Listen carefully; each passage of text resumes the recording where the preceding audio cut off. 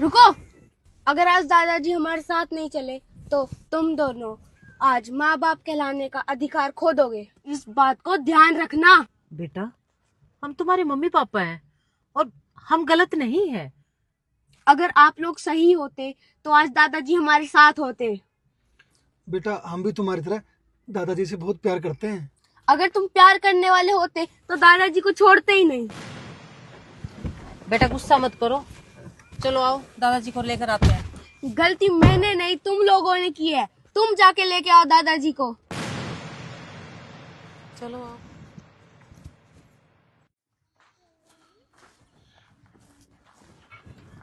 बाबूजी,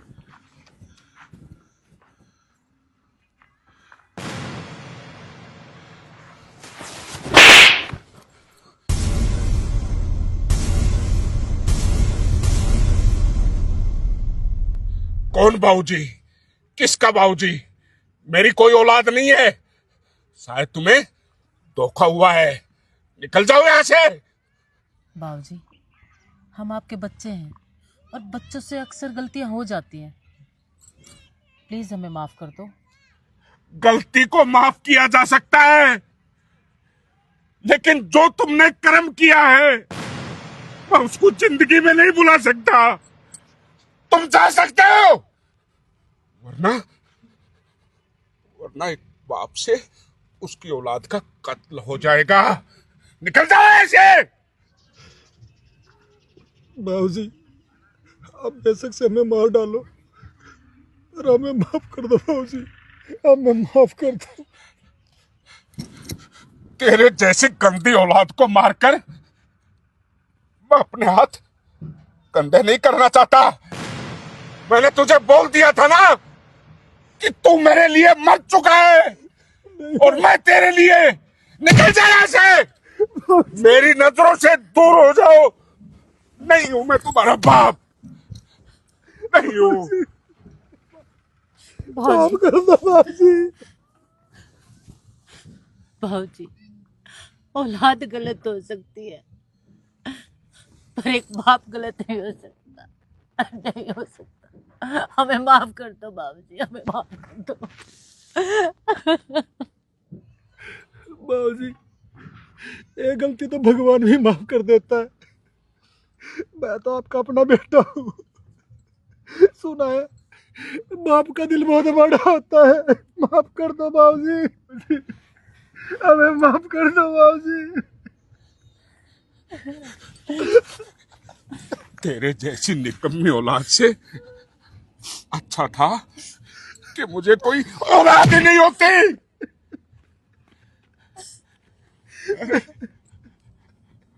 वो माँ बाप उस दिन टूट जाते हैं जिस दिन तुम्हारी जैसी निकम्मी औलाद उनके घर में पैदा होती है।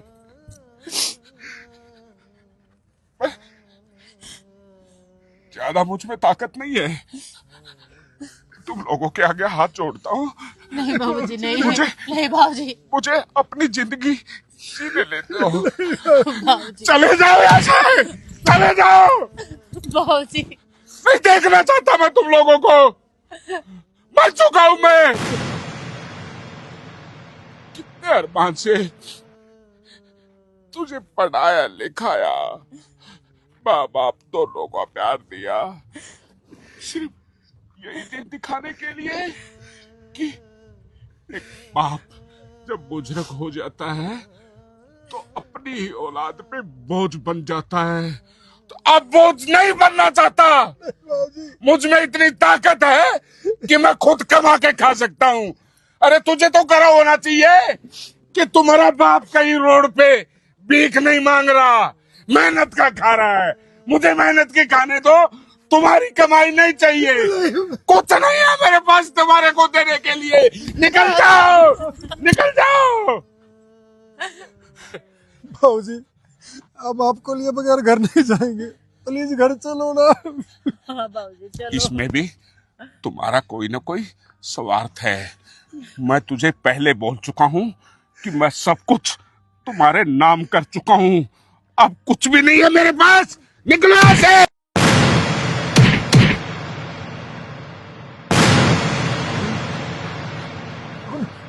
बेटा दादा दादाजी। हरगुन, हरगुन, ये आप भी। तुझे चोट तो नहीं लगी? नहीं तू ठीक है बेटा? दादाजी, मैं तो ठीक हूँ, पर आप यहाँ ठीक नहीं हो। नहीं बेटा, तुम्हें किसने कहा? मैं ठीक हूँ। दादाजी, ऐसा कौन सा इंसान है जो अपने परिवार के बिना ठीक रहेगा?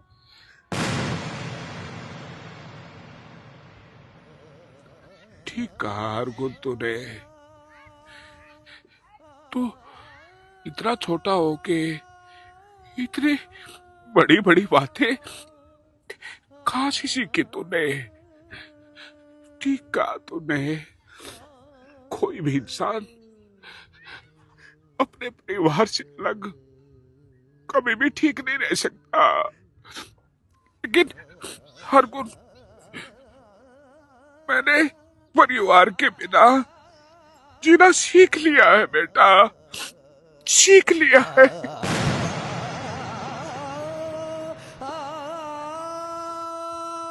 दादाजी, आपने तो हमारे बिना रहना सीख लिया, पर मैं आपके बिना रहना नहीं सीख पाया। दादाजी, आपको मेरी कसम, आप घर चलो। हरगुन बेटा, तुम्हारी सभी बातें ठीक है, लेकिन मैं तुम्हारे साथ घर नहीं जाऊंगा, नहीं जाऊंगा। तो ठीक है दादाजी, नहीं जाऊंगा इनके साथ, आपके साथ यहाँ पे ही रहूंगा। नहीं हरगुन बेटा। अरे जोगी काका, बच्चे तो भगवान का रूप होते हैं। आप अपने पोते की बात मानकर इसके साथ चले जाइए ना। जोगी भाई, बुजुर्ग तो बच्चों के लिए भगवान के समान ही होते हैं, और भगवान जो है ना, बड़े से बड़ा गुनाह भी माफ कर देते हैं। तो आपसे प्रार्थना है, इन बच्चों के लिए आप घर चले जाइए। बाबूजी, घर चलो।